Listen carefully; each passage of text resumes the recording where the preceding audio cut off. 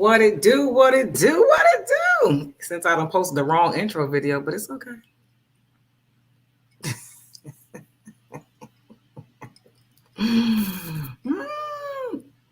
Here comes the 1/3 of Breaking Barriers podcast is on her way in now. Here she go. Here she go. Here she go. What's going on, y'all? What's up? I'm so tired. I'm so tired. Oh, I forgot what you were doing this week. I am filming tomorrow for the Kingdom Business movie, TV show. So I had to drive up today to get the COVID test. Oh.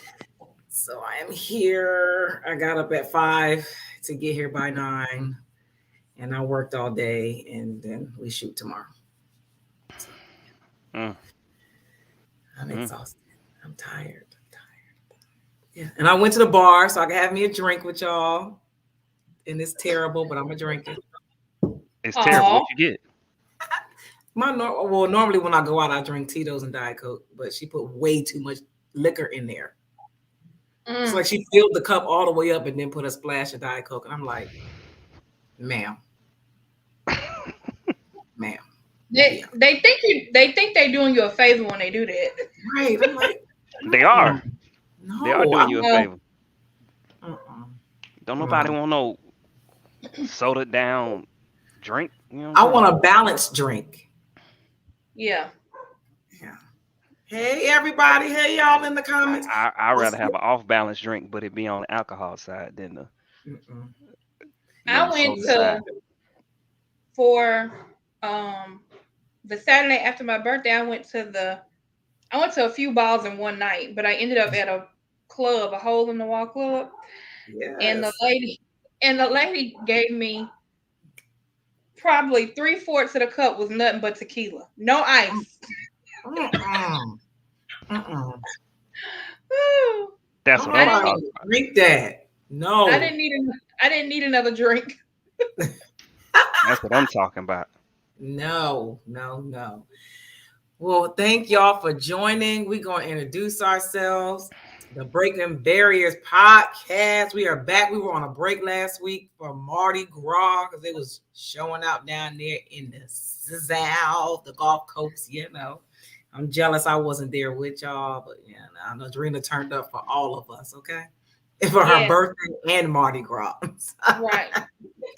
So for those of you who are not familiar with the Breaking Barriers podcast, I will introduce my amazing co-host, and then we will get into the show. We have our awesome author himself, Mr. Adrian Taylor, a.k.a. Mr. GC. A.k.a. Mr. Do-It-Yourself, because real quick story. Like, I went and made me some cologne. So I made me a couple colognes, tested it out. And I may say, they smell good. I named them after my sons. Oh. Yeah. So I asked Debbie which one was her favorite, and so she said the baby was her favorite. Hope she watching, because she swears she ain't got no favorite. Y'all crazy. And then we have our lovely, she just had her birthday turn up, Miss Drena, a.k.a. Drena Dreen. A.k.a. Drena finds out. Drena will find out, honey. She will find out. Okay. She gets the tea. Listen. Miss Contemplation, because she be, I don't know, she done had a couple and she be hitting us off the wall. I be like, is Drena drinking or she's high? I don't know what she doing. You know what I mean? I'm just saying, y'all, I was just thinking. And what, Drena? What is you talking about? What? You smoked today, Drena. What was it? Send me some. Thank you, she answered her own question. Right. Yeah, I do that a lot. I gotta talk myself through it. Right. Ciao. And then we have our lovely hostess with the mostest. She always out in these streets, elevating. We have our host, Miss Dee, Miss AKA, the core queen. AKA. That name about to be trademarked in a few. We almost there. My lawyer reached out yesterday. Uh-oh, the name almost trademarked. Get ready. Okay. Let's go. We in these streets. Okay. Hey. Oh man. Before we go too, I gotta shout out Chris, Black Oh, Collar yeah. 6, man. My shirt at home. Yeah, I had been on the run, y'all, so I'm just not getting to it. So I ain't get a chance to put it on, but I will. Chris, appreciate it, brother. Look good, Yes. feel good. Just Yes. wanted to give you a shout out. You show us a lot of love, so I wanted to make sure to give you some love as It well, stands man. for all the progress, all this progress, all the All, progress. yep, I think all the progress. all the About progress. no, my bad. About the progress. No, About the my progress. bad. About the progress. So appreciate it, Chris. Thank you. Hey, thank you, Chris. So we're gonna start off our trending topics for the week, and since today is the last day of Black History Month, and we did no Black History facts, nothing. Y'all suck. No, I'm joking. We didn't talk about Black History at all. So I'm gonna do a little fun fact for Black History Month, or just a little educational, if just in case people don't know. I'll read it real fast. The Black History fact of the month, since we didn't do any at all. I am going to talk about the wealthiest man in history, Mansa Musa. He was the 9th Mansa of the Mali Empire, which reached its territorial peak during his reign. Musa is known as the wealthiest and the most generous person in history. His wealth was not known with certainty, but he gained his wealth from mining salt, gold, and ivory. And he traded a lot of his wealth in the kingdoms of Africa from Mali and West Africa. And he inherited it as well. So right now they say that his wealth estimated, which would be equivalent to today's $400 billion. Wow. Wealthiest man ever in history to walk this earth was a black man, Mansa Musa. So there you go. Black history fact. Okay, so I know we didn't have a show last week, so some of our hot topics were from last week, but I think they're important to talk about because I think they had a big impact on the world. So the first thing we would talk about is the sentencing of Nipsey Hussle's killer.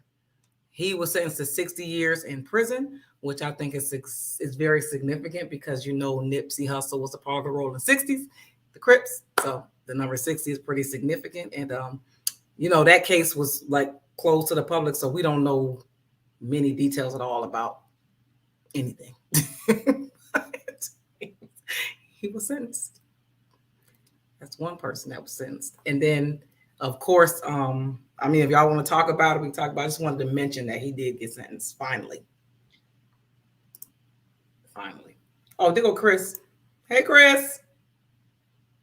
What up? Hey. And then, of course, the I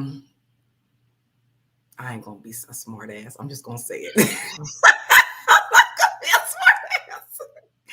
And then we also had Mr. Robert Kelly, who was sentenced to another 20 years for, I believe this one was for child pornography, I think. The 30 years he got was a federal charge for sex trafficking. So I think by the time he get out of jail, he'd be like 80 something years old. Yeah, so there's that. Robert Kelly. Interesting. So is he done? Is he done with court now? Like, are there any more trials right now? No, I think that was it. He had to do one in Chicago, and then he had a federal case, so they're finished. And if you haven't watched Surviving R. Kelly, the second one is actually documenting the actual court case, and it's very interesting, very enlightening, very disturbing. I had to take breaks watching that. It was a lot.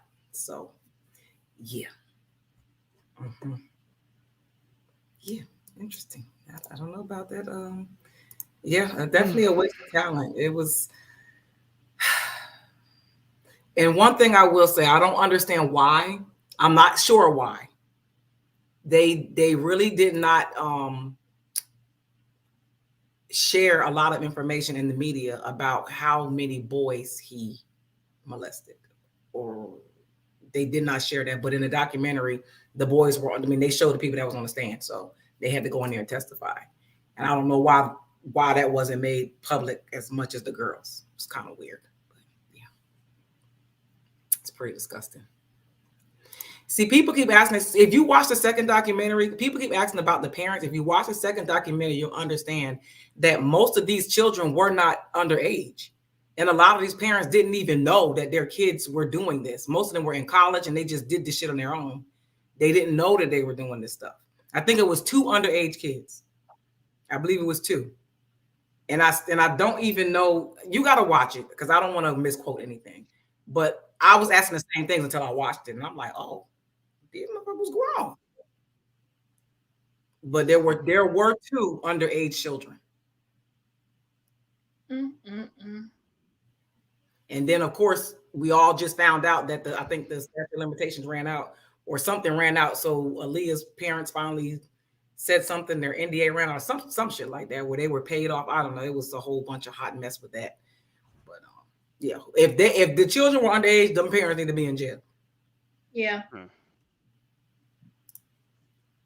No, prosecutors were asking that he stays in jail until he's 100. Yeah, and he probably should. After what I heard, oh Lord have mercy, that man. It was a lot. I wonder.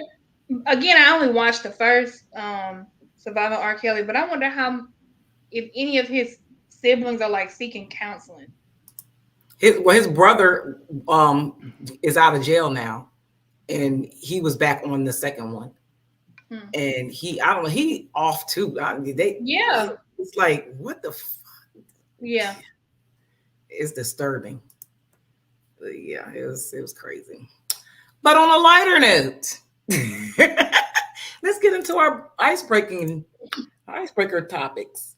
So, what did you think your career was going to be when you were a kid? What y'all got in the comments? Tell me in the comments. What you think you was going to be? Thank you, Chris. Me, what did I want to be? When I was a kid, I wanted to be a baseball player, actually. Yeah. Baseball player. The first thing I ever thought about being was a queen. That was like right. Kindergarten. That was like kindergarten. Sounds and about then, right. This motherfucker's a backup dancer.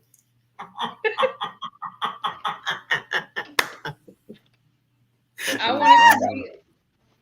wanted to be a queen, and then it changed to I wanted to be a oceanographer. Really? Where you getting? Yeah. Really, you got some lofty dreams. Adrian, I feel like there was a lot of focus on like marine, like biology and all those things down here. Yeah. I'm sorry. Water. BJ said he was Joe's witness growing up, so he didn't have a lot of options. Lord. He had to go knock on the door. That is terrible. That is horrible, man. Oh my God. That got to be PTSD with that shit. I always wanted to be a track star. Always. There was never any wavering for that for me. I always wanted to be a track star. Does your son run track? Mm-hmm. Yep. Okay. He running there. He just made the team. Okay. My daughter ran track 1 year. Like, this ain't it. This ain't it. Which is weird because me and her dad ran track together. That job was like, She wasn't with it. She like, nah, I'm good on that. Okay. And my son loved it. He loved it. Our oldest is he gonna start track this year. Adrian. He loved it, right? Oh, is he? Mm-hmm. Oh, his little self. Okay. All right, y'all. Next question. What was your favorite childhood sitcom? That's easy for me. Martin. It's not even close for me. I was gonna say age appropriate. I mean, right. So I mean, are we gonna? Yeah. So it's like, yeah. I mean, because Martin can't. I mean, I was about to say we was like teenagers then, I though. was I close to don't know what year did teens. Martin come So out. 92. Of course I Oh, know. well, yeah, So that's childhood. That's yeah, that was childhood for me, for sure, for yeah, sure. definitely. So I mean, if I go like a little younger, um, I really, as far as sitcoms, I really liked Family Matters. Um, when I was Yeah, little. Family Matters would be mine. When I was little, I liked Family Matters, big Different time. world and Cosby Show, because I thought that was so cool how they like integrated the two.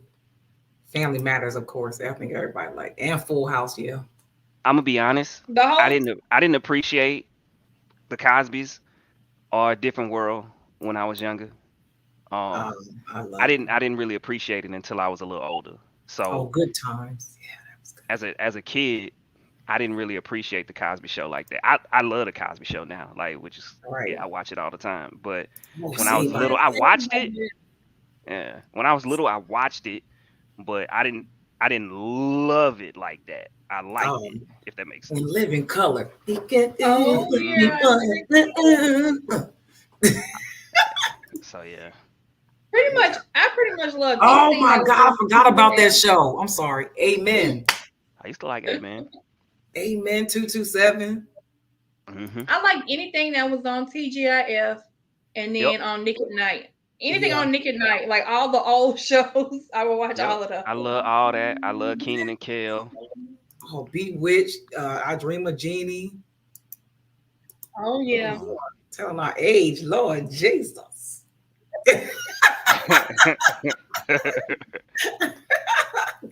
Dang, we had some good shows. All in the Family. Yeah. Oh yeah. Married with Children. The 18. I didn't like the 18. I ain't really watched the I 18. didn't like it. Whenever Oh, Different Strokes. I watched Different Strokes. Yo, the Jeffersons, that damn George Webster. Jefferson I watched Little Webster. Oh yeah, Webster. Oh, Knight Rider was it with Kit. did y'all watch Charles in Charge? I did. watched that. Yep. Oh, what was that other show? With Balky and I already what's the name of that show? Perfect Strangers. Perfect Stranger. Yep. Yeah. And what was the show with the robot? Vicky. Small Wonders. Okay. I couldn't remember that one. You had me on that That one. was my shit. Oh, Punky Brewster. I just know whenever MASH will come on, I would turn the TV off and be like, it's time for me to go to bed. It's time for me to go to bed. I'm not watching no MASH. No. I did watch Gilligan's ouch. Island though. Oh yeah, Gilligan's Island was the shit. Ooh, Mork and Mindy. Do you remember the show Dinosaurs? Yes. Mm-hmm, mm-hmm. Not the mama. Not the mama. Oh. And then remember Fraggle Rock? Oh, I love Fraggle Rock. Fraggle Rock. Yes. The Love Boat. Yes. Oh man, we had some good shows. What happened, Lord? Oh, now it's on reality TV. In the heat of the night, I hated that show. I never really watched I it. didn't watch it. I never watched that. I never watched Murder She Wrote. Like none of that. Right. Oh, Jim. Living Single. I still watch Living Single now. I just watched that yesterday. I do too. I watch Living Single too. I still watch A Different World. Nanny. Cosby Show. Living Single. I wasn't a child at that point, but the nanny was my show. I love the nanny. What's the nanny? I don't know what that is. The nanny with Fran Drescher. The nanny with Fran Drescher. She had like the real nasally voice. Betty, you like MASH? Oh God, I hate that show. Ain't nobody watching. I couldn't get through the intro because I'm like, I'm not watching this. No. All right, y'all. Next question. All right, because we can be here all day on this one. Right. What's your favorite childhood cartoon? I knew people They starting to come. I see they coming. Like, let me get the next question. Yes, sis. Thundercats. Thundercats. Let me see. So I this is love crazy. Captain Planet. Yeah. Okay. Um, Look at it. Okay. Heathcliff. Heathcliff was like my first cartoon that I really liked. Like I liked Yeah. Heathcliff because he was a cat and he was beating everybody up. Like, Yep. yeah, Heathcliff. Heathcliff. No No one one could take up by his neighborhood. Heathcliff. Tom and Jerry. I Smurfs. was a big Tom and Jerry Oh yeah, fan. He-Man and Smurf. She-Ra. Tom and Jerry. Woody Captain Woodpecker. Planet. Captain Planet was one of my favorites. Scooby Doo was one of my favorites. Scoobster. I like Oh, Scooby. Scooby-Doo, yeah. Scooby Doo. Flintstones. Garfield. Yeah. Captain Planet was like for a long time my jam.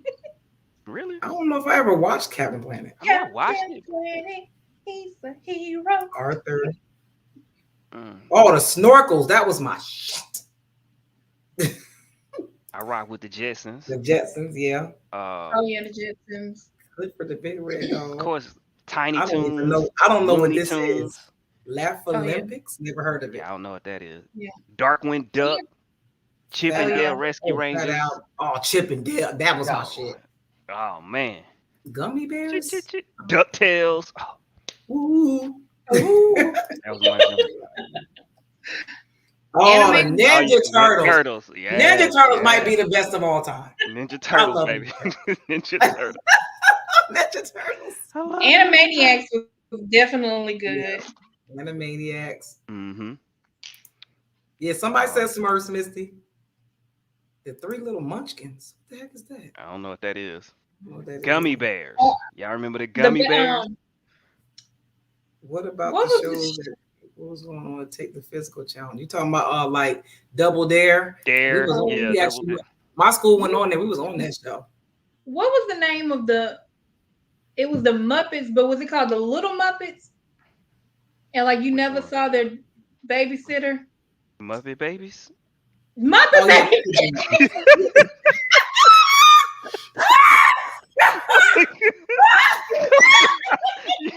Muppet Babies. He said the Little Muppets. You didn't see the babysitter? Muppet Babies? Oh my god, that is Yes, funny. the Muppet Babies. That is hilarious, yeah. Yeah. Oh Lord. Oh man. Yeah, we said Fraggle Rock earlier. Y'all, what was the Fraggle Rock. name of that show? People never know what I'm talking about when I say this show. It was a show where every time somebody would come in the room, the guy would turn back into a mannequin. But when you left, he turned into a person. It was a guy. My sister need to time. I know she know what show I'm Oh talking man, the Chipmunks. Alvin and the Chipmunks. about. What was That the was my name of joint. that damn show? Timon, you know what I'm talking about. He was a mannequin, and then they had Muffy the Mouse was on there. And every time she talked, she rhymed. She would rhyme every time she talked. I'm gonna find this goddamn. I watch this shit every day. And I'm like, I'm not the only person that watched this show. Never heard The of this. show that I used to love is not a cartoon. Was Mr. Bean. I never watched that. What about what's the Mr. Rogers' Neighborhood? I only ever watched Mhm. Mr. Rogers. I'm gonna find I this did. damn. Today's Special. It was called Today's Special. Mm-mm. Today's Special. Sound it loud and clear. See, my sister, oh, Mr. Manga. Oh, Mr. Magoo. Oh yeah. Oh, Bewitched. That was good. That was good. See, my sister remember. It was Today's Special, sis. We used to watch it. That's what I meant. Oh Lord, my brother. He said the 3 month. Alvin and the Chipmunks. That's what you meant. The Three Little Munchkins.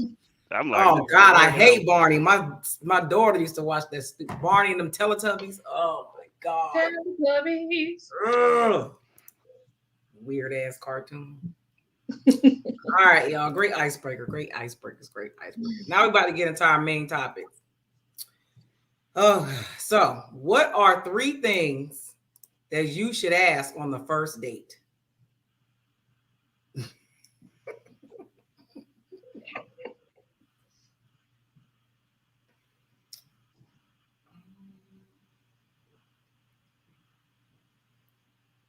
I'll go first this time. Do you have any children? Are you married? In a relationship? Does anybody think you're in a relationship? This is all one question. Do you live with anybody? Are you still sleeping with your baby mama? Are you anybody? Does anybody think they're in a relationship with you? Are you actually single? That's one question. That's one question. Do you live with your mother? Or does she live with you? Or do she live with you? Them my three. So repeat them, because that second one was a lot. So do you have any children? Okay. Does anybody think you're with them, married to them, in a relationship with them, sleeping with them, still going to sleep with them, have a relationship with them, any type of anything with them? Are you actually single? That's two. And do you live with your mom?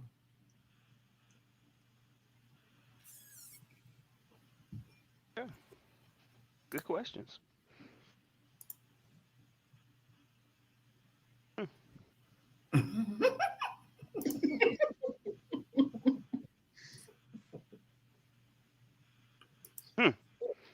Um,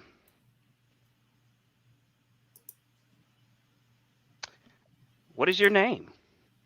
Hopefully, I already know it, but if I don't, I hope so. What is your name? Are you emotionally available? And these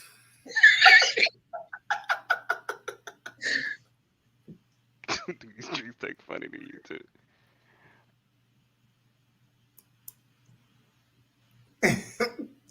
So I was joking about what's your name, but are you emotionally available? So my questions are kind of different because I feel like they're gonna tell me a lot of what I need to know without just some of these direct questions. But are you emotionally available? Um, when was your last relationship? And what's your name? What's your size? Soon as I bought Oh my um, God.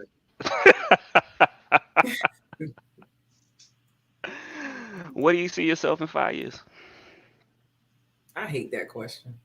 I love it. I hate it. It's just the icebreaker question for me. Like, because I for would the have never first, seen myself here 5 years ago. right. I wouldn't have answered that question So this it's way. it's not really about your answer. It's really about how you answer it. For me, it's not for you. I'm not so, especially as a guy. I was never looking for some detailed answer. I just look for something that shows me that you're about growth. That's it. I'm just look. So that's what my questions are more about. Like, are you about growth? Are you available? And where you see yourself. I mean, you know what I'm saying. We can't plan it out exactly, right? But it's mindset for me. That's what I'm worried about. As a man, I'm worried about your mindset. So my questions are gonna really be centered around mindset and are you available? I wouldn't know what to say. Shit. I don't know what the hell I'm doing. I'm going to set filming and shit. I don't know. I got a lot go. I see myself doing a lot of shit in 5 years, but Well, just say something. Just say something. It could even be something as simple as better than where I am today. It's just that's why I say it's not really a right or wrong answer. Well, there's a wrong answer, but there's not necessarily a right answer. I like that, Misty. I like those. I like those questions.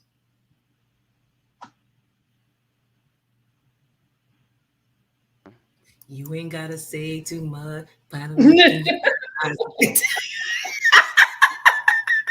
Are you dating to just date? Are you looking for some serious? Hey. Because it's funny that I know a lot. Like right now, people don't really date for real, so it's hard to even like have these conversations. How was your week? Do you have questions you want to ask me? Do you have any stuff?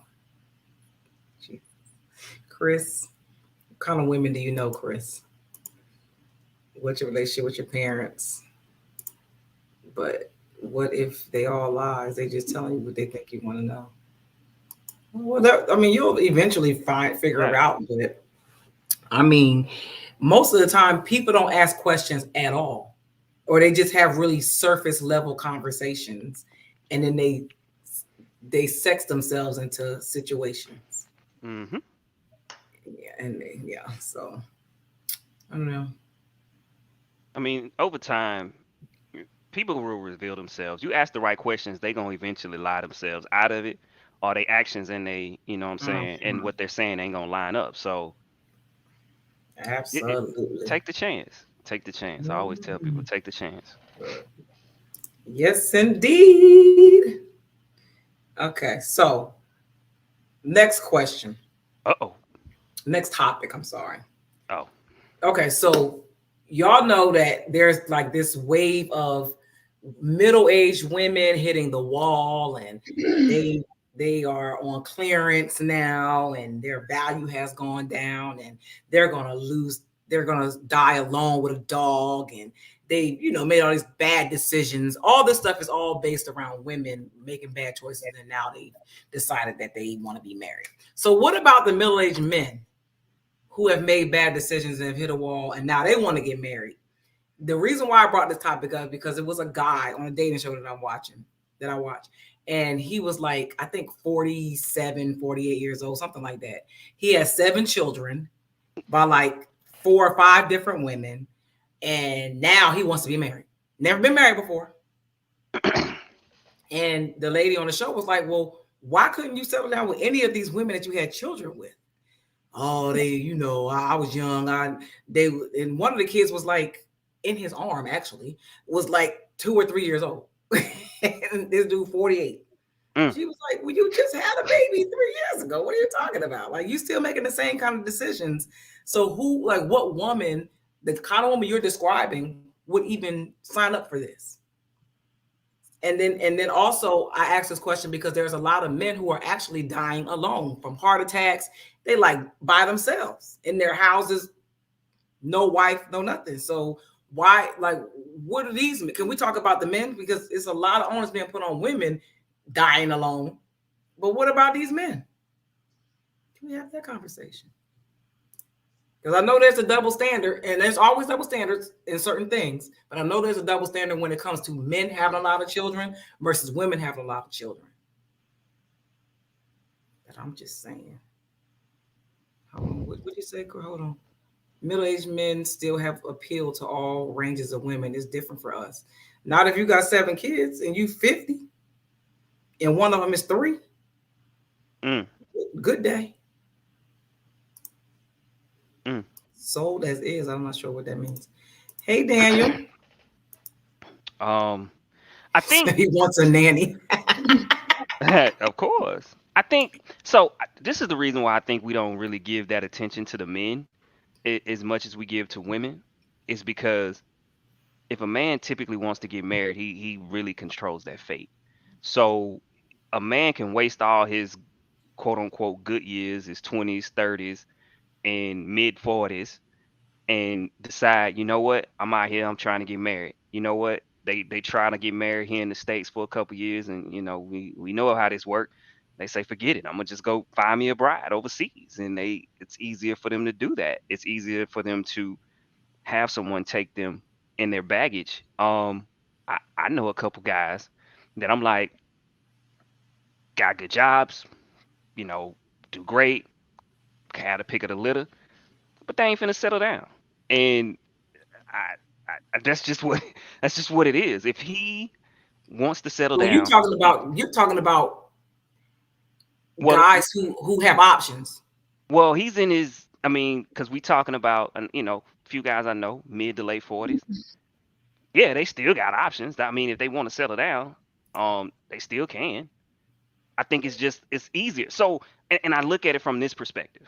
A woman in his same shoes with the same credentials that he has is still not going to be as easy for him. I mean, for her as it is for him. He could choose and pick, like, okay, this is the one, and settle down, get married. It's going to be a lot harder for the woman to be able to do that. Now we talking about some dusties and crusties, then that's different. But Right, and I don't want to really compare men and women. I just really want to Okay. talk about the men who No, actually. it wasn't that. It was really me just saying this is the reason why we don't really talk about it as much. Oh, okay. Yeah, that's all I was saying. But nah, I think that guys have. I think guys, a lot of times when you find these guys that are like this, they just they struggle with women. And they've always struggled with women for the most part. So it's either you have the two extremes. You have the guy that struggled with women when he was younger. Now he kind of has it together a little bit, and now he ain't trying to settle down. It's like he trying to get back. Or you have these guys that's been struggling, right? And they just struggle. Like they just gonna have a hard time. That's just what it is, right? They ain't nobody looking at them, ain't nobody paying them attention. They just gonna So what about struggle. the guys who like are like this guy who he had options. Like he slept with whoever he wanted to sleep with. He had all the women. He made all the babies, but never took anybody seriously. And now he like, oh shit, I don't want to die by myself. Like I want a wife. And the lady asked him what happened to where is this little girl's mom at? You are holding a little girl on your lap. Where's her mother? He don't want to settle down. He said that she left him because she felt like he wasn't serious. So she left the baby with him and she I'm left. saying, guys typically you not serious. Like for him to be the age that he is and never have settled down, it shows in his track record. Oh yeah. You know what I'm saying? Behavioral Like pattern. you typically, and that's the, you know what I'm saying. So it's that's the thing. They say they want it, but they don't really want it. That's the typical thing with men. They keep playing the game. Oh yeah, I want it. Yeah, I want to settle down. Yeah, no, you don't. Because if you Right. wanted to, you would. You would have at some point. You keep playing the field. You too picky. I don't know how you picky because you ain't it no more. You know what I'm saying? Like I don't know about y'all, but I know some guys that I'll be like, bro, what is you looking for? Like, bro, you a whole 5.5 out here in these streets, bro. Like I don't. Yeah, man. You know, so this is the flip side of where Kevin Samuels get these dudes messed up. This is that flip side of that, because you have these dudes that thinking like, yeah, man, I'm the stuff. You know what I'm saying? Because what they know is the guys are gone. You know what I'm saying? It's like, well, a lot of guys, they done settled down already. Like they know the numbers game now.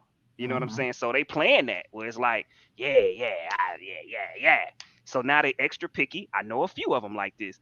That's like, ask me, bro, how you settle down? Like, what do you mean how I settle down? Bro, how you get married with all these women? I ain't paying no attention to that. Like, if you really care about somebody, you will settle down. Man, it's hard out here, man. They be on you, boy. And I'm like, bro, I know you. Like,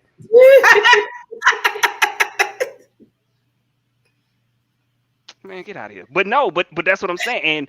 And be a whole 4.5, You 5 on a stupid. good day. And like, yeah, man, they be getting the attention that they never got before. And Right. so I want to settle down. Yeah, I want to get there. But they don't know how to stop playing the game. They steady playing the game. I think it's interesting because you see a lot of online. I've seen men say like, unless a man is providing something, nobody, really cares for him. Like he has to be providing something in order to be shown like love. And I think about the relationship with my grandfather. Like we're always celebrating him, always doing stuff. And I thought about it one day. I was like, dang, like What the fuck? Okay, I'm sorry. I was like, dang, I wonder how many men Where I that come know. from? I don't know. I was wondering how many men I know actually that will be celebrated by their families, once they hit those milestones in life. And I think a lot of men aren't laying the groundwork. They are playing the field. They aren't making those connections, whether it be with family or putting in the time to be celebrated by one person. And working where I work, I see a lot of men who are alone and older, and yeah, they got the money, but they are alone and they don't got nobody taking care of them, and it's sad. Yep. You in here shooting your shot at the people that work here, sir. We're just trying to do our job. You're right. I'm not And it is sad. And it's and I saw that who was it? Tom had put that because we don't have a biological clock like some of us, and some of us take advantage of it to a point of neglect. And it's like, why is that always the only factor? Like, yeah, you ain't got no biological clock, but you're going to die. You're going to, I mean, if God willing, you're going to get old. That's the clock. And let's be clear. There's a line that you're teetering as you get old to being with somebody that actually want to be with you or being with somebody that see dollar signs, right? You know what I'm saying? Because you 50 years old and you dating this 25, 26-year-old. She is not with you because you sexy, my boy. And she's leaving soon. She's not going to be there long. She not with, hey, Diddy, she not with you because you sexy, my boy. No. Because if you was just a regular old dude, she wouldn't even look at you. But you know, that's the to me, that's like the delusion of it, where men think because now I got money, I get what I want. You're buying it. But if that's what, I mean, if that's what you want, cool. But I mean, hey, whatever. But I'm just saying, like, it's crazy to see, like, I mean, just for instance, Kevin Samuel, he was single, died in a daggone hotel room with a random. Like, I don't know. It's just crazy to me that women get so much shit for making bad choices. It's a thin line, Didi. And not getting married, or just making, I'm not going to say not getting married, making bad choices and not being what men would say valuable anymore because of the choices that they made. But men don't get that same slack when they sitting in a nursing home or somewhere by themselves. Because nobody want their asses either. It's the same outcome. It may not be the same road, but it's the same exact outcome.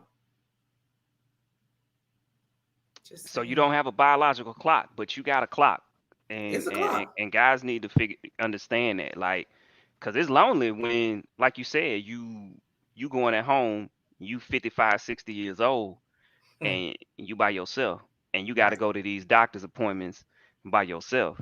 You know, if they go, because a lot of them won't. That's the problem. But then that's the thing. When you got that woman, she gonna make you go.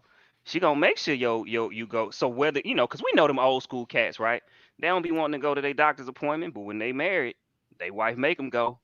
They wife book them appointments. Make sure they going to all of them. Make sure they taking their medication, whatever. You know. And Lil Wayne need to quit lying to people because it is tricking. Even if you got it, it's still tricking. You just can afford it. Just saying. Still tricking. You know what, Earl? Shut up. That's my brother.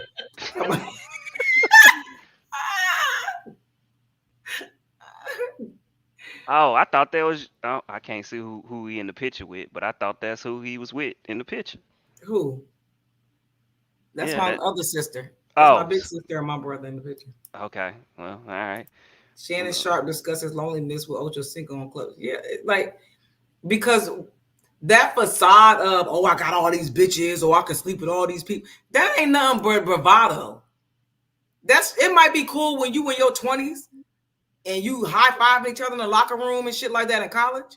But when you get older, don't, like, a normal functioning human being does not want to do that forever. But see, this is what we're talking about right here. That's Shannon Sharp's fault. Shannon Sharp was single because of himself. And he's talked about it. I loved football. Football came before everything. Now he's older. He wants to settle down. And the issue he's going to have is he don't know if you're there for his money or if you're there for him. And he's going to struggle with that. Yeah. But he's past that prime, right? Shannon's 54, 50, somewhere in there, right. 54, 55. So now it's going to be, is she really with me? So that's going to be a question that's always going to be looming in his head. If she with me for me, or he got to be with a certain type of woman. Yep.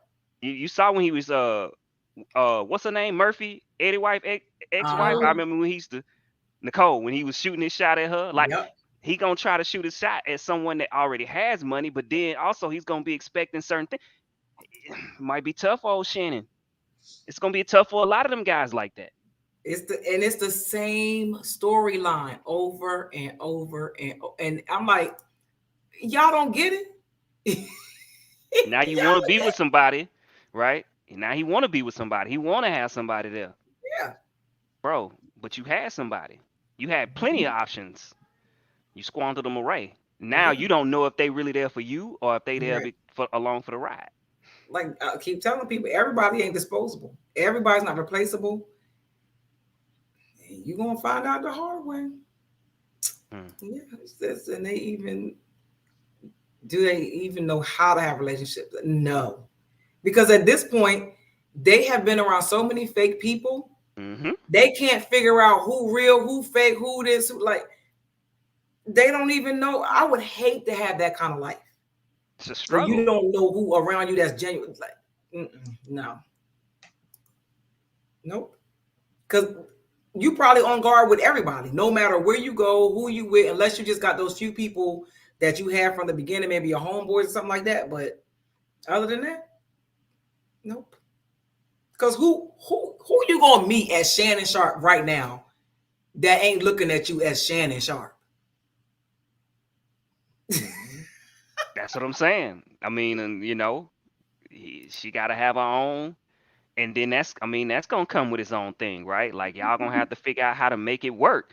But that's why it's a struggle for him, because him being with somebody that's on the same level as him is gonna be hard. Why? Because he's gonna want somebody that can cater more to him.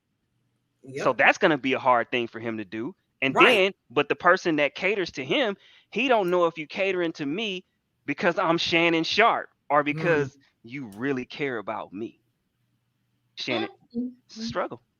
And that's what a lot of these cats, that's why I say it's a fine line. So that's why they always throwing like, baby, I'll take you on vacation, baby, I'll do this, I'll do that. Because they know at this point it gets to that point where it's all about the money. It's like, look, I'm gonna pay for companionship because I done squandered away my time to really build something with somebody. Now I gotta pay for companionship. And that's what your boy Diddy's doing. Yeah, he's okay with it. Diddy is straight paying for companionship. He putting these women on allowances monthly, and having babies. Yo, sit down. Sit down. He's embarrassing. I just can't do it. I can't. It's just too much. Diddy will never date in his bracket. Don't nobody want Diddy that's in his bracket? Who? He like boys. Anyway. Yeah. I remember when he was on the Breakfast Club. I know this is before you move on. And he was like, I like that daddy. I like that daddy. I was like, right. Take it. Like, it's a bit disturbing. Ill. Like, okay. Is that how New Yorkers talk? I was like, is that how New Yorkers talk? I don't know. Like, what's up? Wait a minute. Your uncle's, what's your uncle name, Tom? Tom, what's your uncle name? Yeah, what's your uncle name? What a name is? What's your highest bill? Hold up, Unc. Hold up, Unc. I know that's right. Now that's a pickup line right there. Wow. All right, y'all. So I got a video for the next topic. Why do men hold on to good women when they know that they don't want to commit? We're gonna play us a video. Let's see what the good people say. Right. Y'all want the long answer or the short one? I want to go first on this one, Adrian. The women they don't want a relationship with because they are selfish. Period. Because he knows what she brings to the table, so she's emotionally invested. So he plays games with her so no one else can have her. Men like this stay so they can milk you for everything that you have, or until they find someone to replace you. And to me, you can't get more selfish than that. I done seen some loyal, good women destroy themselves because they can't let go of a man that continues to take from them. Eventually, he's gonna take the most important piece, your spirit. He's gonna drain you of the flourishing woman that you are, and you won't have anything left to give. So he's gone because he doesn't have anything left to take. Go ahead, Drena. I pray that my internet holds up for this because, ladies, I'm talking straight to you. And this is from experience. I've been through this. I know plenty of women who have. You know when somebody is not about you. They can say one thing, but you can tell in their actions. And at that point, you have to decide: do I want to stay here for this piece of dick he giving me that's keeping me attached, or do I want to choose myself and find what I am looking for? You can't blame somebody. They're not holding you hostage. You are continually choosing to put up with the bullshit they feed into you. That man that made that video, he just wanted some likes. He wanted to go viral. But that's not what that is. Can't nobody hold you hostage. You have to take accountability for what you got going on. Be like, hey, this man is full of shit. Let me find somebody who ain't and stop dealing with him. What you got, Adrian? So guys typically do this is I will say this. I mean, he's definitely correct. You know, you're using them. So there's different reasons that guys stay with women, and use them. It could be for their next transition. They are waiting for the right one to come in. It could be the sex is good to them and they like it. They don't want to give it up and they don't want somebody else to have it. And then you just have some men that's just straight assholes and they don't want you, but they also just don't want nobody else to have you. And it's just that simple. Some guys just typically operate like that.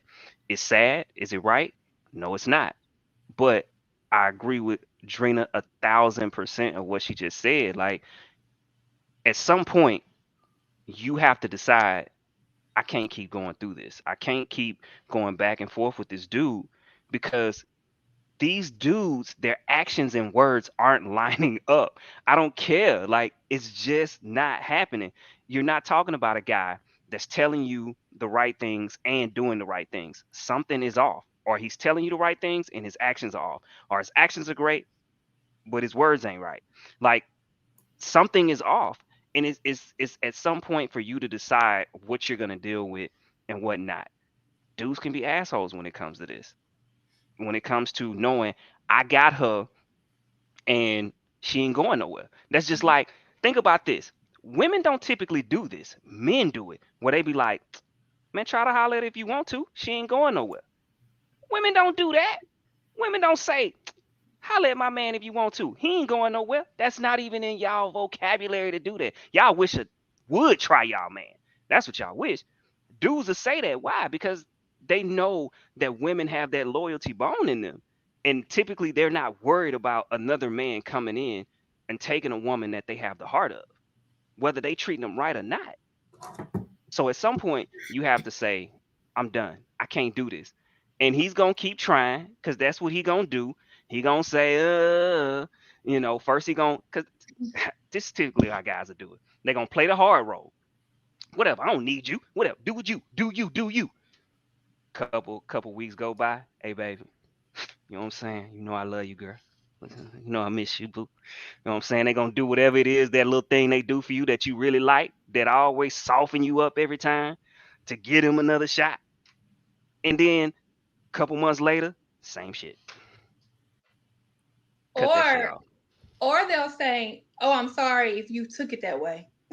Like if you, I'm sorry you feel that way. I'm sorry you took it that way. Those are the key words that they say. And again, this is something that I know firsthand. I dealt with it, and it was I mad at that person. Like for they're a shitty person, I was more upset with myself because I allowed it to go on for so long. And like you can't. If somebody's a shitty person, you can't be surprised when they shitty to you. Mm-hmm. BJ says, so what's commitment? Because he may believe they're already committed. Are we talking about marriage? And was that conversation that was had? Now that's a good question because a lot of times people assume things. Like what I may think is commitment that my partner may not agree with. And we may not have even had a conversation about commitment. I might think I'm in a relationship with somebody that I'm not even in a relationship with. So those are good questions. You got to know if you even with a person or not. I don't know. Right. But I agree with this narcissistic behavior. That's definitely definition of a narcissist, and you got to identify those behaviors early. Those are the worst part. You can only do what you allow. Absolutely. Right. People are just innately selfish, and it's not easy to find genuinely selfless, kind people. So A lot of men, which how it should be, if you're not ready for X woman, leave her alone. You know what I'm saying? Like that's how I always looked at it. Like, look, if I was talking to somebody, I'd just look, I ain't ready for you. I'm just not ready. So I'm not finna waste your time, play with you. If you single, when I am ready, I'ma shoot my shot. But hey, if not, I missed out. Um, I wasn't finna play with nobody's, feelings or emotions, but it's an ego driven thing for men. You know what I'm saying? That's what it is. They like to conquer women. Some, we're not talking about all. Some, right. so it boosts their ego, and that's what they like. They like for women to fall all over them. They like that type of attention. They don't like the healthy relationship. They like the toxicity. Yep. Yes, it's men too that like toxicity in relationships. So whether they say it or not, they do. And most of the time, like when something is supposed to happen, it will happen. Like you don't have to force it. It just happens naturally. You don't have to guess. You don't have to question. You don't have to wonder. Things just happen. It's natural. It just happens. It's just like, yeah, like my life right now is just happening. And it's amazing. And I love it. And then also, Not about some me. men, so finishing off what I just said, so some men, based off of this topic, some men know they're not ready right now, but Mhm. they holding on to you until they are. Cause you are someone they would want to settle down with, but they ain't ready.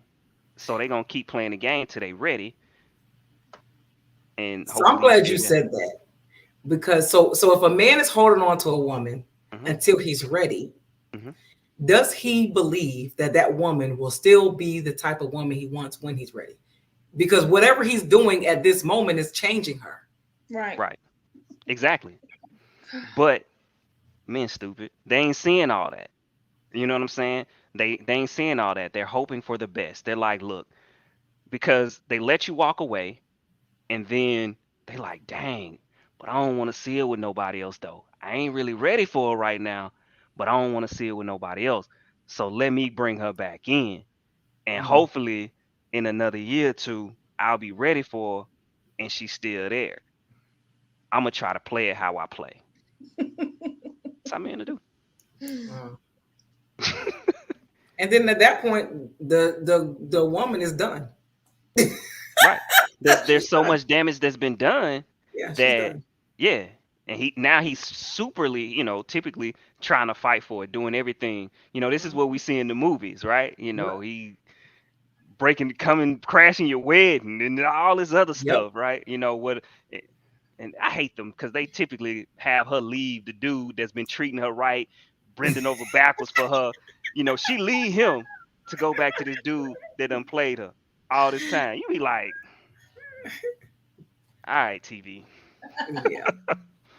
Yeah. So I mean, you live and you learn, and hopefully you learn sooner than later. Yes. Yeah. Yeah. Next topic. It is the topic of the show. Uh-oh.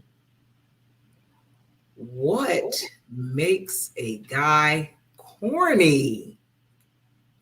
So this topic stemmed from if you guys didn't see, I believe it was I don't know, some show, some award show, and Michael B. Jordan was stopped by a journalist, and she happened to have went to middle school with him, and she was bigging him up, whatever, because it's Michael B. Jordan, of course. And he was like, "Oh yeah, the corny guy, right?" Because that's what I guess he remembered her from calling him corny in school. And she was just like, "I didn't. That's not what I said. I didn't say that." And apparently, her and her co-host on a podcast said some things, something like that, or whatever. And of course, they teased him in school, whatever. So, what makes a guy corny? Because it seems like the corny guys always are the ones being teased, but they seem to be the ones that are most successful at the end of the day. So what's a corny guy, y'all? I think we're all a little corny in our own way. um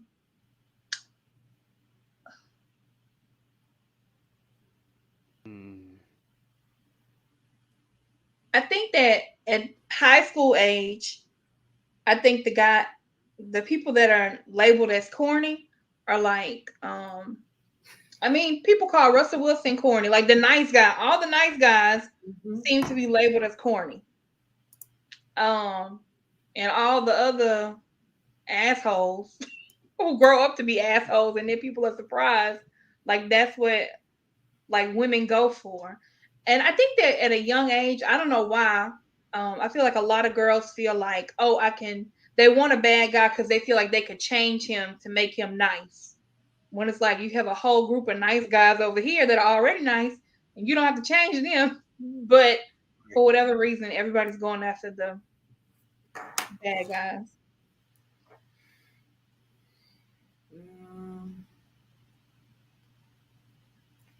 It said people are considered corny until you want or need their. I don't know. I don't know. So what people look at corny, right? Passport bros. I'm sorry. Joking. I'm sorry. I mean, hey, yeah. But I mean, like typically dudes that are corny typically don't stand out.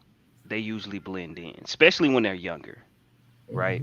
They usually blend in, um, typically into things that's just not hot. You know, maybe their fashion isn't the best. Um, they like anime. Uh, you know, stuff like that is typically what people would deem, especially with us. Anyways, let's keep it 100. We talking about black dudes when we talk about corny. We ain't talking about nothing else. So let's just. Sorry, Daniel. So, Daniel, you're not considered corny, my guys. I'm sorry. Sorry, Daniel.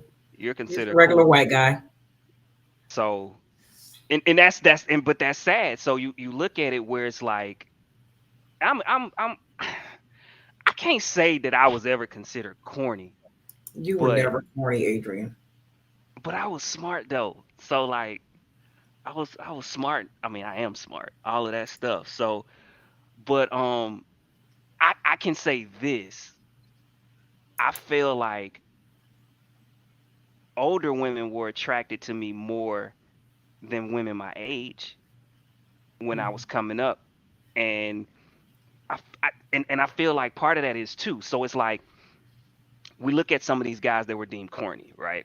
And now it's like you might could say that, but they want it.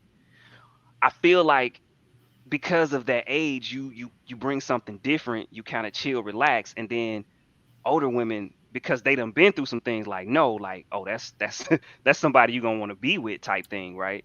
And so once you start to get a little bit older, I think everyone kind of sees those qualities and like, yeah, that's what I really, really want, other than dude that, you know, was considered super, super cool type thing. That makes sense. But like, yeah, I think that's what people consider corny. I don't know. I think it's sad, especially the older I get, of what we deem corny. You know what I'm saying? Because it's so funny because I look at my oldest son and I'm like, you corny, bro. Like, I'm like, he gonna be corny. And I'm like, that's probably what they. Well, I'm like, well, I guess what you got going, because you're gonna be handsome. Well, you are handsome, and you're gonna be a handsome young man. So, but but as far as like the things that he do into, you know, he crack jokes and they be corny. I be like, yo, you don't be corny. But it's sad that, meaning I don't think he's corny, but you know, he would probably be like, bro, that was corny. You know what I'm saying? Deemed that way because of society. But it's like, you smart, you handsome. I don't understand why we look at our people like that, just because they may be a little bit different. Because that's black culture, though. Like, if you're not like the jock on the head of a basketball football team. The jocks don't, they get all the praise because they got swag. But if you got the guys that's like maybe into the tech world in school, they don't look at them like that. They the geeks. They corny. So Yeah. Oh, an man. interesting thing to me, I know Adrian he'll probably understand it more just because it's about here on the coast. But like I was friends with guys that were corny and like the other guy, like the jocks, the more popular guys. And so there's a certain area. I feel like in Turnkey there was a good number of guys that were considered corny. But I was like, they hang with those same guys in that neighborhood who are like the more popular kids. So I don't know if it was because the way they dressed or they didn't wear all the Jordans and everything. Yeah, they did watch anime. It's just strange to me. But I and most of those guys ended up all like dating white girls. And I've had a conversation with them separately, each one, and it was because they felt like, oh, black girls didn't like me, or oh, they were so mean to me, or like all these different things. Um, and I just find that very interesting. I know a few That's guys like that. that's a Yeah. great definition. So, I think I dated early on the corny guys. My daughter's dad is corny. He was never like the jock or anything. I don't think anybody really knows who he is. So like, and we all went to school together, but nobody really knows him. I have He a was friend. corny. Her type is corny guys. Like her husband looks like the corniest person you ever met, and he is very, very, very successful. But I think, it's one of those things that some people like that whole cool, that persona, you know what I'm saying? But the total package is trash, except they got a persona. It's like you gotta find a well-balanced Nah. person. You know what I'm saying? You can't just So be like, Chris want to know what makes a guy cool. it's persona. I think just the way you carry yourself, that swag, right? The way you talk, the way you walk, that confidence, typically is what makes a guy um cool. And it's the prototypical type of what black culture kind of deems cool. You know what Mhm. I'm saying? So you may think, man, I'm cool. Like you like anime, all this stuff, and you like, I'm cool. But people like, bro, you cornball. Like, what you talking about? Because why is Russell Westbrook deemed corny? Because he's nice. That's why people, I mean, I think that's what it is. I think he's nice.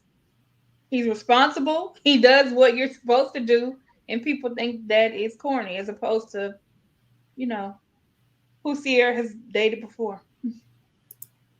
Well, Chris, you're asking who decides that. History has decided it. It's, So it's evidence. as a guy, typically, and I ain't saying you, Chris, but I'm just saying the typical guy answer is gonna be, who would you rather be, Future or Russell Wilson? Typical guy answer is gonna be Future. It's not gonna be Russell Wilson. That's crazy. So the guys that were deemed corny, if I think about it, all those people have reached a certain level of success compared to the people that were cool. So does being corny drive them to be successful, or is that just already in them? Because Michael B. Jordan was called corny, and in the recording, like they said, he was walking around high school carrying headshots in high school, and so they were like, "What's wrong with this dude?" So, Right. like, do you So use that corny as is really just different. He's doing something different than everybody Different. else is doing. yeah? See, so and that's why people understand sports, right? The athlete, they get that, they understand that. But think about this: when you're super driven on other things, like say you're driven about robotics, right? You're driven about those types of I mean not athletic, but academic things. You're considered corny.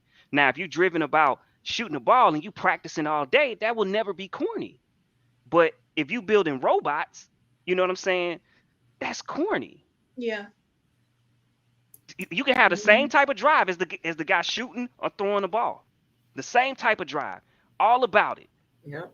But because it's different, it's gonna be corny. Yeah. Because I'll give you. I was told that I'm a robot and I have book smarts. That's it.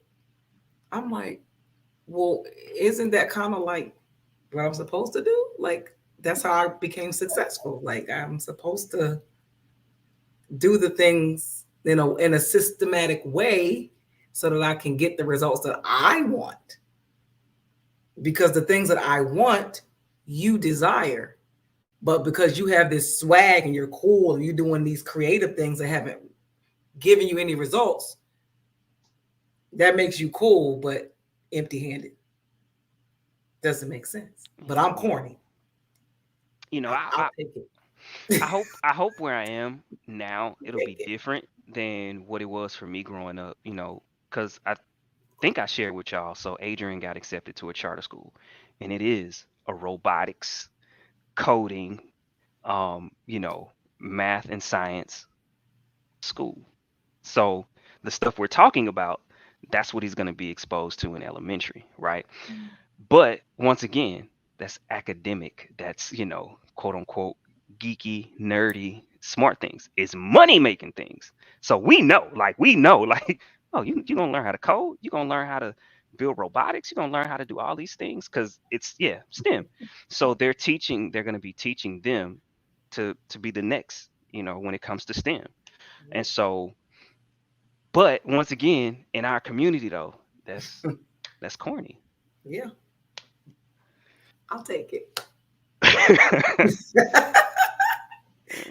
take it. Hey, hopefully the stigma will change, and because the kids like different things now, so it's not the same how it was like they were scared to be open about liking other things. So these kids these days, you can't tell them, you can't put them in a box.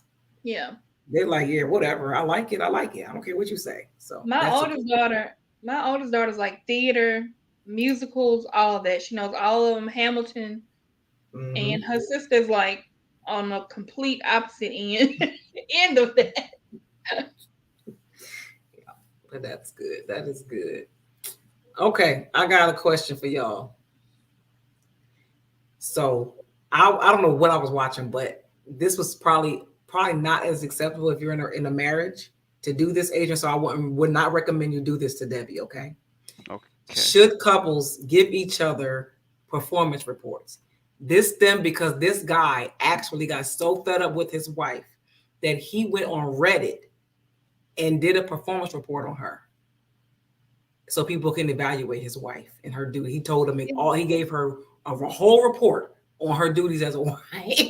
Is this is this is this the guy that did the documented every time his wife told him no, like having the reason she told him no to have sex? Did you see that one? It might. I don't know. I can't remember. I just know he was pissed at her. No, he kept telling her to do something, and she just wouldn't listen. So he was like, "Okay, let me give you a report. Let me give you some feedback because you're not being a good wife."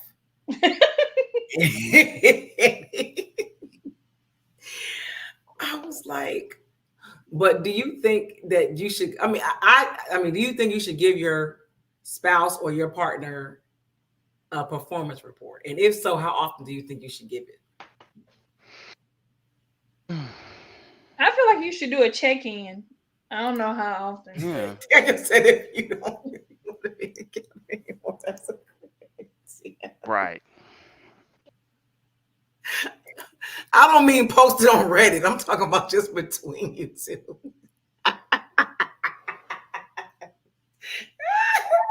Oh my God. Right. I Right. think you should. Yeah, I think that's just the conversation. Like just having that. Is there anything that you feel I can do better, I can improve on? Mhm. You know what I'm saying? I feel like as a spouse, like that's something that you should be asking from time to time. Just to post check is what I like to call it. Just doing a post check, making sure everything's good, everything's going to speed. Is there something I need to help you out with or do? Let me know. Keeping the communication lines open. I wouldn't go on no Reddit. That's crazy. I just have a conversation. Well, Chris, I don't think it's always as natural to have. It's easy to have positive conversations, but if it's something that's bothering you, it may not be as easy to bring it up without it being an argument. So if you have an opportunity where it's an intentional conversation about providing positive and negative feedback and coming to an agreement and just talking about it, I think that's a good thing. So those things don't fester and then they turn into something ugly. Because what we learned in the military, doing peer feedback is the hardest feedback to do. We're on the same level, same ranks, but telling each other something wrong about each other, that's not easy.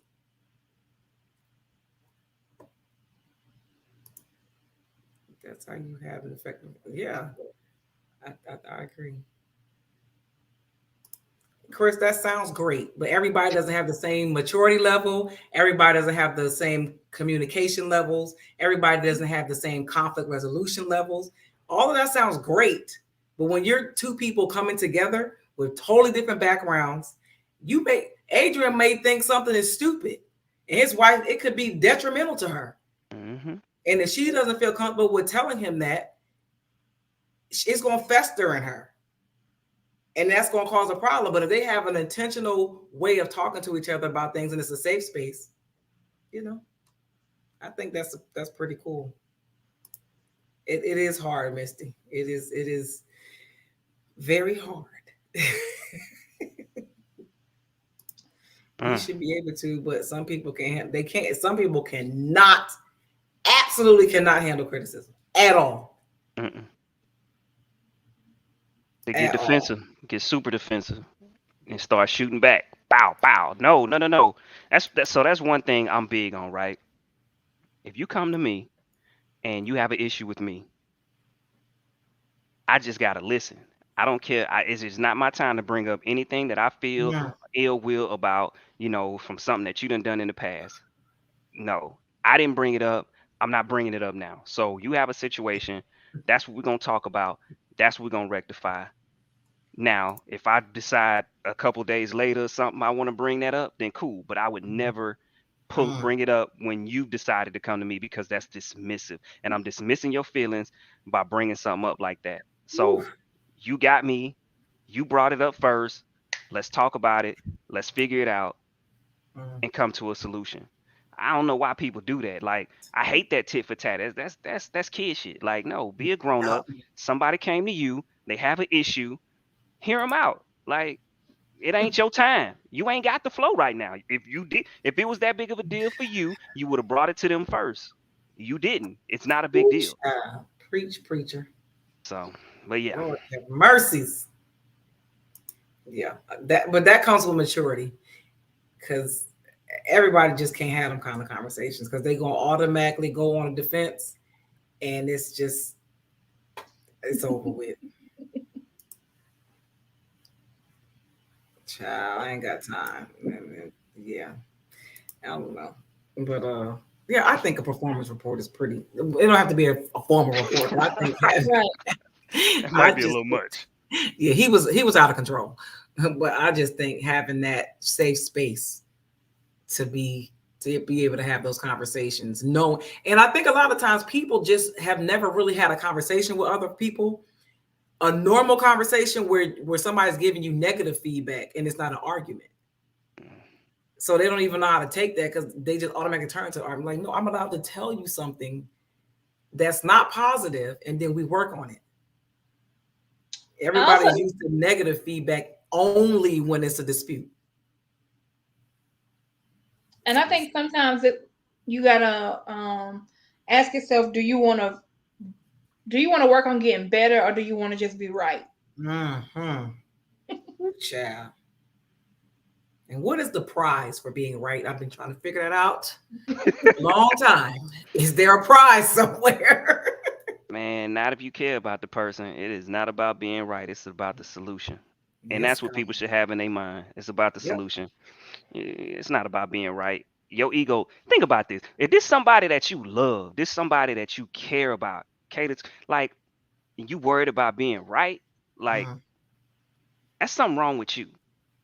because that's selfishness. Like you selfish. You worried so much about being right that you're not considering their feelings. You're listening with the intent of responding. Like, yo, love on your person, man. Like, I don't know. Maybe I'm tripping. Maybe I be thinking this shit easy. People tell me that, Adrian, you just be thinking stuff easy. The shit ain't that easy. But no, you're just a good communicator. Tom, I be wanting people to tell me about my cooking. is it bad, Drena? No, I mean nobody's told me that, but if it is, I want somebody to know so I won't make it again. Drena said nobody's told me that. All right, y'all. So I've been trying to get to this topic for like 3 weeks. I don't know why we can't never get to it. We're gonna get to it today. Uh-oh. Is marriage still a goal? And are most married people miserable?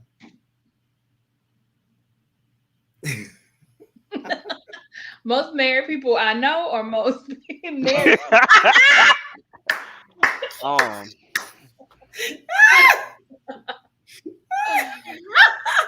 Marriage is a goal for me. I want to be married. Really? Yeah. You do? You don't act like it, Drena. I want to be somebody's wife. Really? I was gonna actually tell y'all. So my first job I ever wanted to be was a queen. My second one, when they told me I couldn't be a queen, was I wanted to be a housewife. That's what my grandmother was. But yeah. Drena, I just did not think you wanted to get married, man. I think I'm gonna be an awesome wife. Okay. I'm not saying that. I just didn't think that's something you wanted to do. Yeah, I do. Okay. I don't know when, but I do want to do. That's not a goal for me at all. Okay, it's not. So, but let me ask you this: it's not a goal, but are you open to it though? You know, that's two different things. Yeah, you know what I'm saying? Okay. Okay. Yeah. Okay.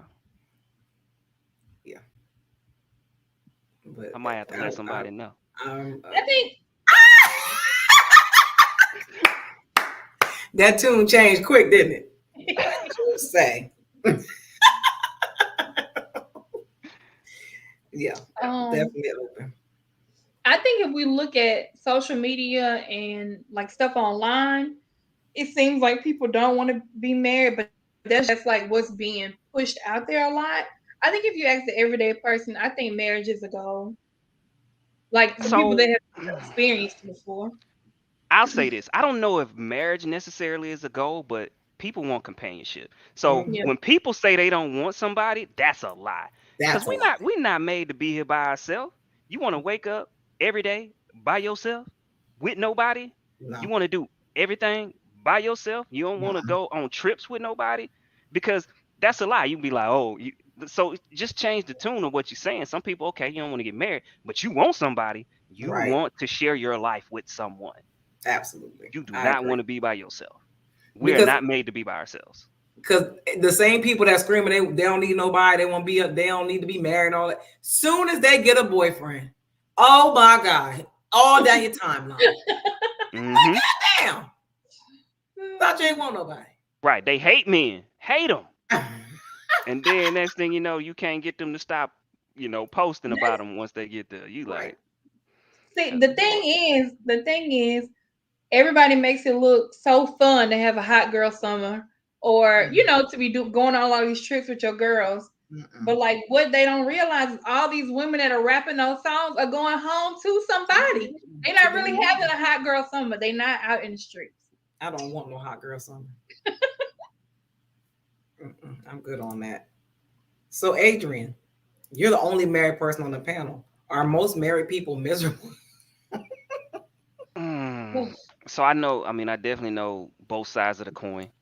I know some people that you get to, just not happy, and then I know people that's extremely happy. Best decision they've made in their lives. I think that you got to look at it from the standpoint of what you're trying to get out of marriage. A lot of people can't look past the wedding, which is, I think I spoke about that before.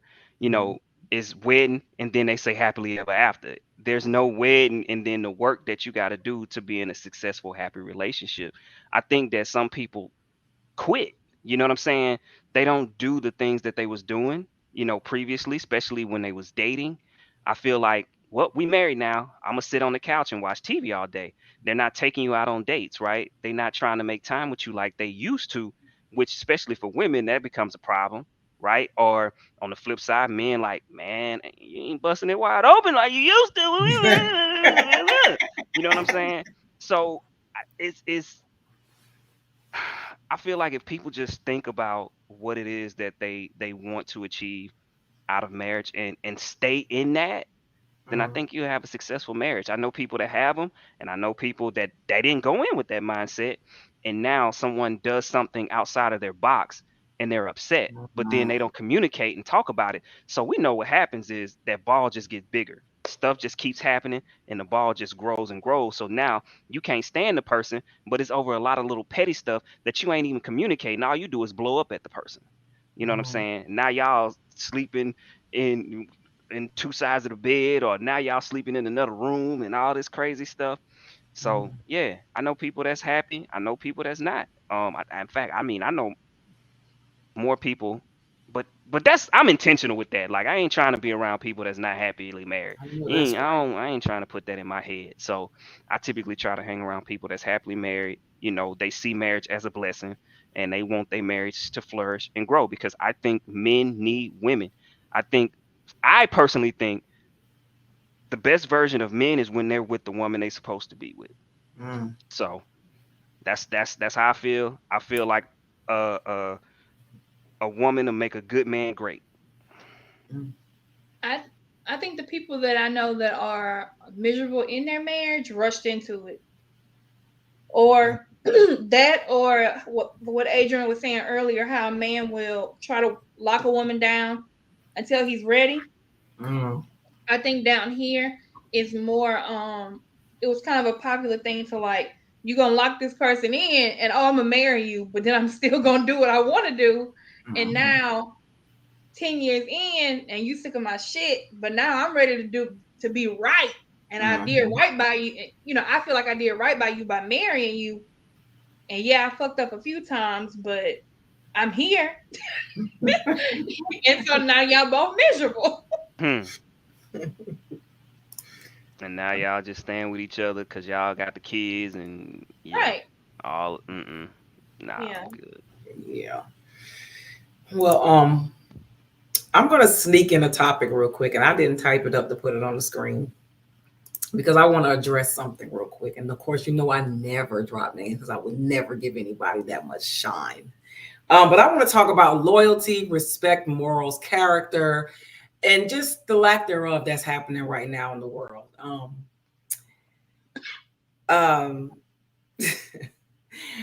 Apparently, the Breaking Barriers podcast is being watched, and we appreciate the views. We do. We appreciate the views. But I just want to let people know that I stand on ethics, morals, values, respect, loyalty, honor, trust, a lot of things that develop good character in people. And I usually only surround myself with those types of people. And had I listened to Adrian, I'm gonna start listening to you, because you be knowing. Had I listened to Adrian, I wouldn't have even seen this shit. But I just want people to understand, when I allow you in my space, you mean something to me.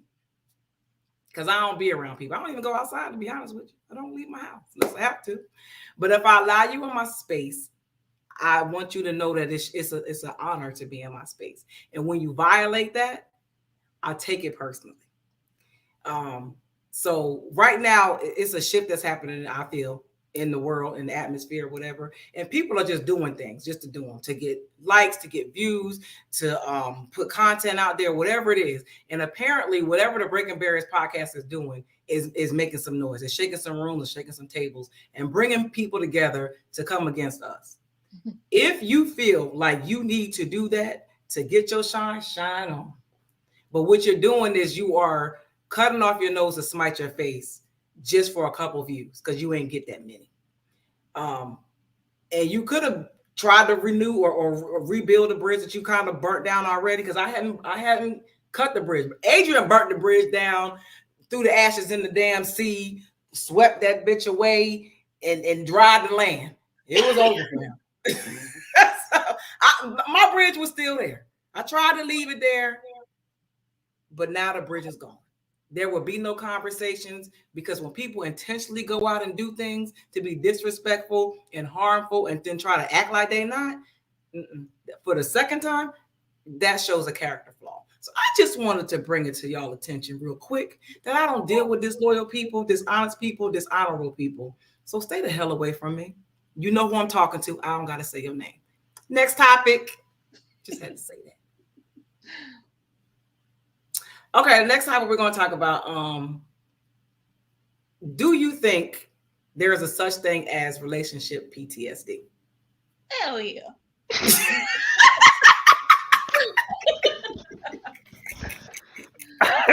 Well, all right, Drena, elaborate. I mean, I feel like anytime anything you experience changes you, but they have certain things where if you experience from a really bad partner, it could be something very small. And if you see that in that next person, you're like, oh, hell no, I'm getting that hell up out of here. Yeah. And it could just be a slight miscommunication, but you don't even want to give that next person a chance to be anything like the person in the past. You feel that little thing in your stomach, like, nope, I'm done. So yeah, it's definitely real. Definitely real. Oh my God. So do you think, okay, so we know that is real.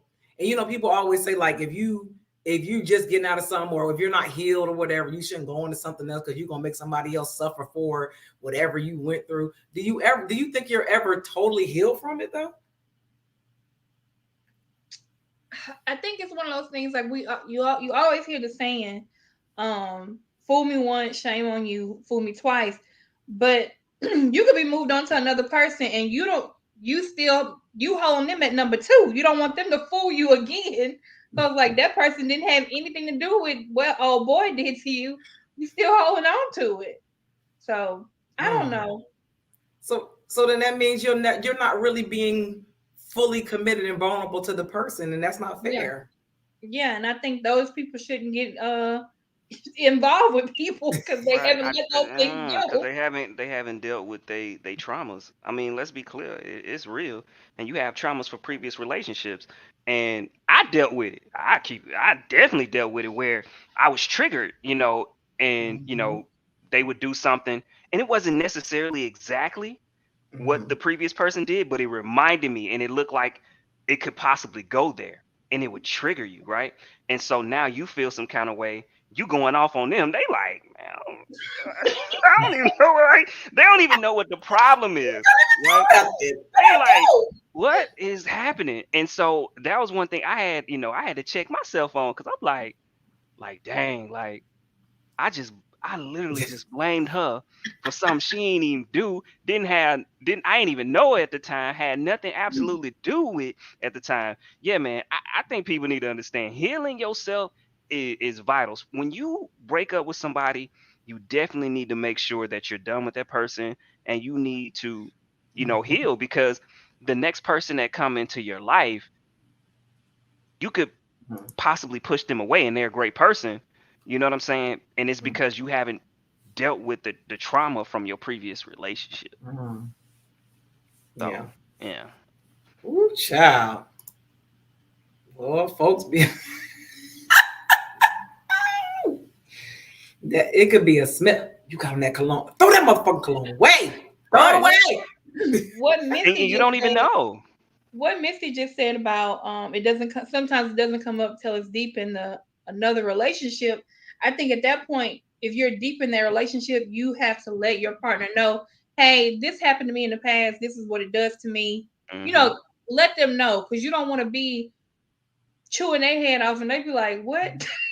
Where did this go? You have to have an understanding partner too. Yeah. Because sometimes they just be like, I don't care. Like, you got to have an understanding partner, because some people just, I had a coworker who, as a younger person, she was molested, and so for her, love, she was married, but like she was trying to make her husband understand, I don't view sex the same way as you do. For me, for her, like it was still a problem. Like she didn't see that as being like a loving thing. You know, she hadn't dealt with that trauma.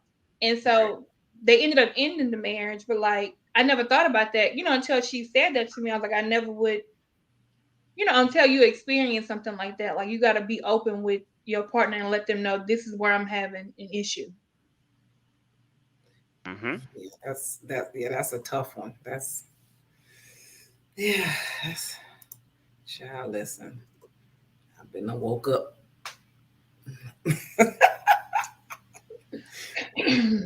Listen, child, I don't know. All right, last topic.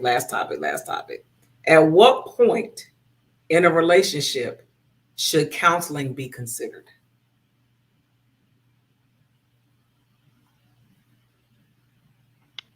I think if anybody wants to have it, period. I mean, I don't think it's necessarily something that you know what I'm saying. Like it has to be going bad. You know, maybe you're personally transitioning in your life and you don't know how to effectively communicate that, or you don't know what that would how to tell that person that you're with, that you're making some transitions in your life, and so you need help with kind of walking through that. Y'all could be on good terms, right?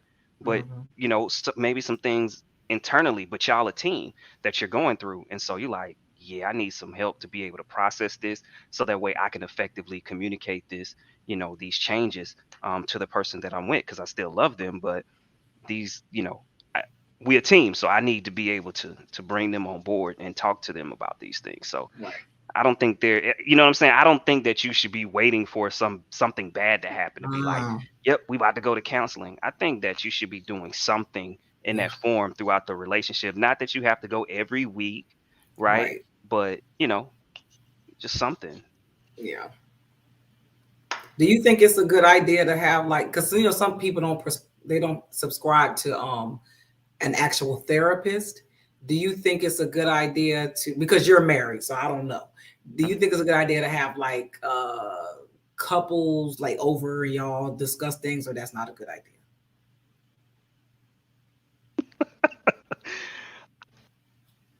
I like And it. not personal things, just maybe just topics. Right. I like it, but first off, because we have done this, right? Mm-hmm. You definitely have to have it's kind of got to be a similar situation a little bit, because meaning, couples that are definitely trying to grow and be better, right? Because maybe you're having these conversations we're having, and you're talking um I mean, I'm pretty sure y'all know this. I'm very self-aware. I'm always trying to grow. I'm always trying to be better. So that's what I do. And I'm that way. I can have the vulnerable conversations. I can talk through these things where some men can't. And Mm-hmm. so to be sitting in this group talking the way that I talk, it could be a little rough. You know what I'm saying? Because now women like looking at they man like he can express himself like, bruh, like you just shut down, so you know what I mean. So that's I think it's great, but you know what I'm saying, they either have to be insecure in that way, or Mm-hmm. you know what I'm saying, it definitely have to be people that's open and they're looking to try to grow and grow their marriage and be stronger, because that Mm-hmm. can be tough if that's happening, right? And you're like, wow, he can express himself and I can't get you to say two words. Yeah, the comparison, Yeah, it could be, that would be yeah, tough.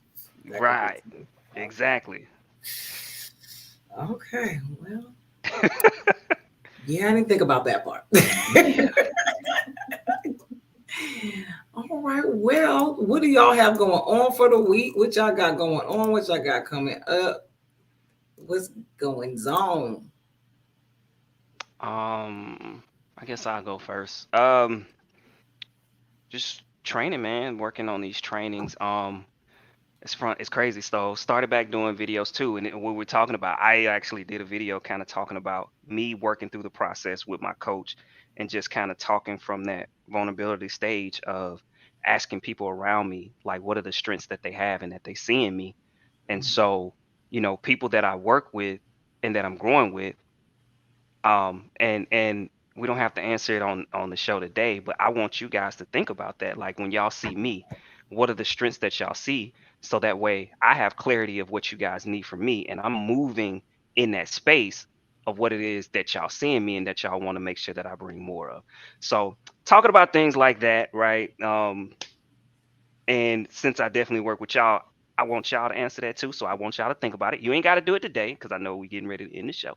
But I definitely do want y'all to think about that because that's something that I am asking people that I'm spending, time with and I communicate with, talk with.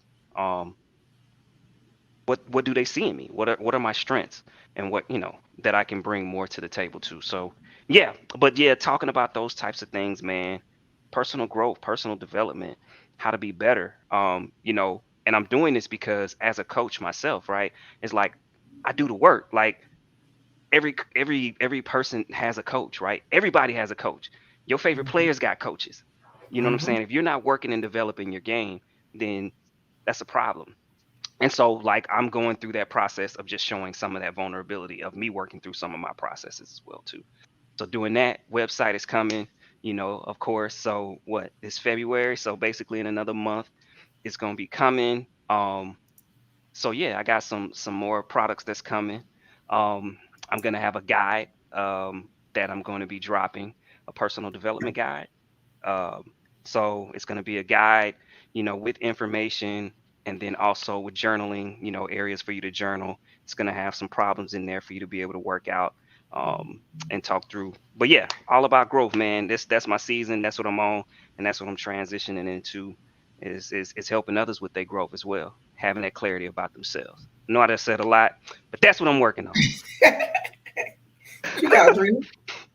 I'm working on the second annual Derby soiree. We're about to roll those tickets out for that. And today I actually set up a meeting with the person I'm looking to be the sponsor of the life skills program expo I told y'all about with the seniors. Mm-hmm. So hopefully talking to him about funding it, and then I can get everything else to fall in line with it. After the meeting with him, I'll set up a meeting with like a lot of the local officials to get them on board to make sure I'm able to use like the different facilities. So yeah, that's what I'm working on. Okay. Oh, okay. Well, y'all know I'm in Atlanta right now. Tomorrow I'll be filming as a background actor for Kingdom Business Season 2. Me and I don't have a name for my truck, but me and my truck will be in the movie. um, and then on February 25th, I will be the guest speaker at a sneaker ball in Philadelphia for my friend Juan. And March 25th. March, it's Lord Jesus, March 25th, ma'am. Yes. Yes. To speak about business and stuff like that for the Core Queen. April 7th, I think, through the 9th, I'll be in Houston for Ebony Fit Week to go out and work out with my people, network, go to some conferences and stuff like that. So I'll see Danique out there. She'll be there. I get to meet her in person. And then, of course, I have my new waist trainer will be coming out. I previewed it. I've been sampling it and trying it out and training in it and seeing how it fits and work before I roll it out. I love it. So it'll be coming out, I think, maybe in about 2 weeks, probably around the same time, like March 25th, something like that. So be on the lookout for that. Just to let you guys know, I would like to make this announcement. I like to always remain professional in everything that I do, but my talent management expertise will be solely on me. So as far as my acting and stuff like that, I'm just going to be, y'all probably don't even know my daggone talent management company. It's called DK Talent Management, but it will be solely on me now. I will no longer be in the music industry. I have retired from the music industry. So y'all won't see me posting anything else about anything in the music industry unless, of course, somebody wants to do something with me. Then I'll do that. But I'm focusing on me and my acting. I got my acting classes. I'll be in more roles and stuff like that. The movie that I'm in should be coming out in the summer. I'm waiting for them to give me the date for the premiere. So I'll definitely keep y'all posted on that. I'm just waiting for the word myself. I'll definitely keep y'all posted on when my episode will be out on Kingdom Business Season 2. I'll be doing some networking tomorrow. I'm excited. My first paid role. So let's see how that go. Yeah, more to come. I'm excited. Seems like the doors are flying open, and I'm just happy to be in the number, you know. And we appreciate y'all for being in the comments tonight, y'all. We had a good time tonight, some good laughs, some good comments. And Daniel's always a hoot. We appreciate y'all. And my girl Misty Soul is in the comments. I gotta shout her out. She is the artist who did my self-portrait. If y'all didn't see it, go on my page and check it out. She did a phenomenal job. Hand-drawn, hand-painted me. It's amazing. If you don't know who she is, her work is in the Philadelphia airport. It's on movies. It's on TV shows. Her work is everywhere. She's an amazing artist in Philadelphia. So check her out. If you want some commission work done, please check out Misty Soul. I think she's Mama Misty Soul on Instagram, Misty Soul on Facebook. Y'all check her out. She's great. She did a great job. So y'all come check us out next Tuesday. Y'all know we're here every week. Share this live. Like it on YouTube. Subscribe to the channel. Turn on your notifications. Let everybody know about the Breaking Barriers podcast, y'all. We love y'all. We appreciate y'all. And we'll see y'all next week.